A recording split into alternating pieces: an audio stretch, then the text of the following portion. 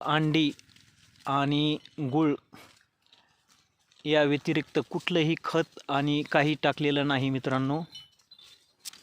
खरोखरच ताक, अंडी आणि गूळ 1 लिटरला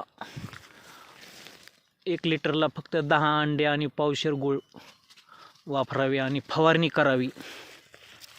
खरोखर मित्रांनो रिझल्ट म्हणजे रिझल्ट आहे, एकदम भयान रिझल्ट. आणि ह्या बाजरीला अजून मी रासायनिक खत कुठलाही दिलेलं नाही, फक्त ताक, अंडी आणि गूळ याची फवारणी केलेली आहे. आणि मित्रांनो तुमच्याकडे जर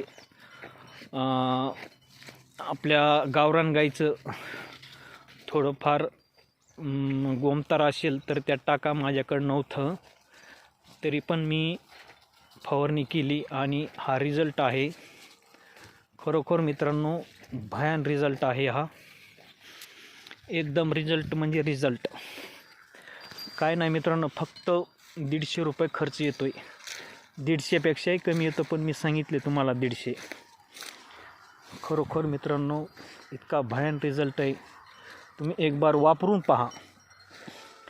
की आमची मित्रांनो इकडं ज्वारी आहे, ह्या ज्वारीवर अशा प्रकारे खत पेरलेलं आहे आणि वरून आळीचं औषध पण मारलेलं आहे.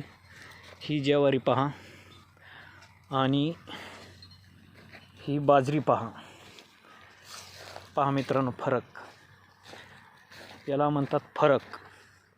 ताक, अंडी आणि गूळ फक्त एवढंच वापरा. असेल तर गावरान गाईचं गोमतर वापरा. ओके, धन्यवाद मित्रांनो.